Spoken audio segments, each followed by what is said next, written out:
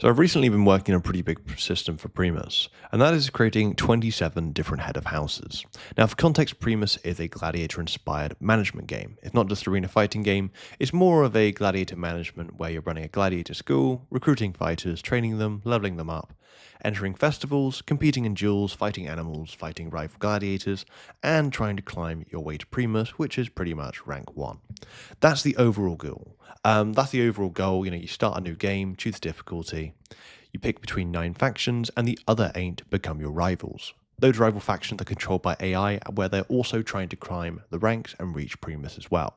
So, from the start of the game isn't just about your own gladiators, it's about the wider world around you. Who are you competing against? What are the factions rising? Who is becoming dangerous? And who do you need to watch? And one of the things I've been trying to do recently is make those factions feel more alive, because it's one of the 9 it's one thing to have 9 factions in the game, but if they all feel different in terms of their names and slightly different colors, then they're not all that interesting. What each faction I want to have is their own identity, their own strength, their own style, and their own politics, and now its own leaders. This is pretty much where the head of house stuff is coming in. So the idea is that each faction already has its own unique buff. So depending on which faction you choose, you get a buff that lasts throughout the playthrough. But now I'm expanding that system. Each faction will have 3 different head of house individuals. So with 9 factions, that means 27 head of houses total. And each head of house will have their own 2 traits and their own decree. So the traits are basically just going to be additional passive bonuses, where each head of house has 2 unique traits that shape how that faction plays and the benefits they get. So even if you pick the same faction across multiple playthroughs, you might end up, using a different leader in a slightly different way.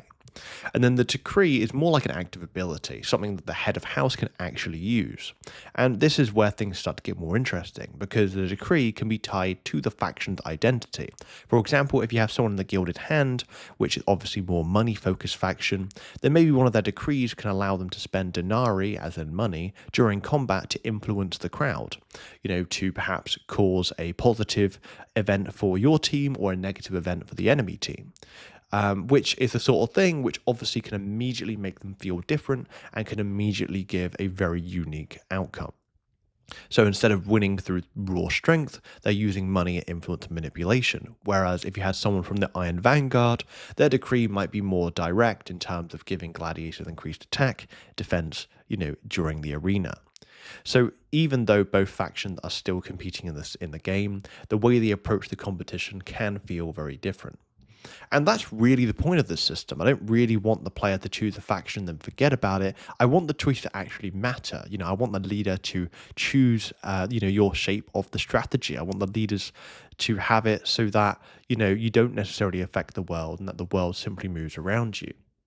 Because another part of the system is that the AI-controlled factions will also pick a head of house for themselves. So when you start a playthrough and you choose a faction, the other 8 factions are not just generic rivals. Each of them will have their own leader, their own head of house, meaning that ideally every run can feel different. And you might face the same faction in 2 different playthroughs, but if they have a different head of house, they might behave differently. They might cause different issues during combat when you fight against them. And I really like that idea because it adds another layer of replayability. You're not necessarily thinking about which faction do I want to play, but you're also thinking about which leader do I want, what strategy do I want to sort of use moving forward with this head of house. And, who am I going to compete against? Because that just basically makes the whole thing a lot more political and a lot more personal and hopefully more interesting over time. So that's really the main idea. You're not necessarily just running a school and dealing with rivals, but you're also trying to climb the ranks while all of the other AI is trying to do that as well. One of the things I've also been doing is I've started working on dialogue scenes between the head of houses. Rather than just necessarily receiving a letter that says another faction is challenging you, I want there to be moments where you can actually speak to the person leading that faction, right? Maybe they challenge you directly, maybe they insult you, they offer you a deal, they try to form an alliance, maybe they threaten you. Those sort of things which can add up, which can make things actually feel a lot more personal, a lot more just, realistic in the time. It could be the case where, the specific head of house from the Iron Vanguard is standing in front of you and they've got their own personality, their own motives, and they have their own reason for wanting to beat you. So stuff like that, which I think could really help build a lot more character into the game and just a lot more sort of stuff in there.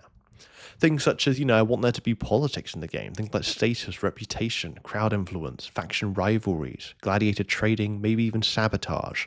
Like, I want to try and bring a lot of the stuff from the Roman and gladiator times into this game in terms of trying to make it, I guess, more contextually accurate, if that's a word. So that's sort of what I'm looking at.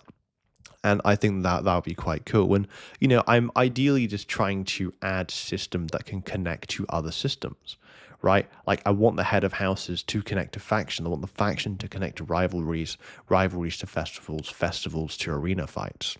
Where actually the arena fights can allow you to rank up your gladiator school. And effectively, it can feel like a very in-depth management system, right? Do you rest someone? Do you train someone? Do you trade this gladiator for money so you can upgrade this gladiator, right? All of those sort of things, I think would actually be very much a lot more unique.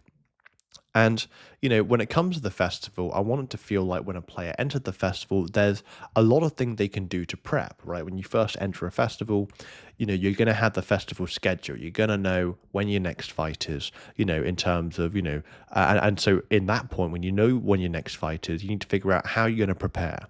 If you have gladiators that got injured along the way, that got sick along the way to the festival, you want to make sure how you're going to manage that. Are you going to spend time and money to heal them up, or are you going to put them on the back burner and focus on the rest of them? All those sort of things, which is quite interesting. And even things such as, the head of houses, do you look at trading with them? Do you look at trying to form political alliances to take others down? And the idea really is that as you rank up closer and closer to Primus, the other factions, the other head of house individuals are going to probably want to take you down, right? They're going to want to sabotage you more. They're going to want to try and get in your way in terms of being able to do that. And ideally, I just want each playthrough to feel like its own rise through the ranks, not mechanically, but almost narratively. You pick a faction, you choose the leader, you recruit you recruit your gladiators, you enter your festivals, you build rivals, you win fights, you lose fighters, you make deals, and you climb. And eventually, if it all goes well, you reach Primus, and that's the dream for the game. Obviously the head of house system is one bigger step towards that, but I think it just gives factions more personality and such. So that's pretty much what I've been working on recently. 27 heads of houses, 3 for each faction, each with 2 traits and a decree. And I'm pretty happy with the direction of this. I think it's feeling a lot more of a management game and adding a lot more personality to it. So moving forward to next week, what am I focusing on? Pretty much, it's probably just going to be focusing on getting all that working and working more on the festival scene. So we need to make festival incidents where when time passes, there are chances for festival incidents to occur. And obviously you manage that as you do.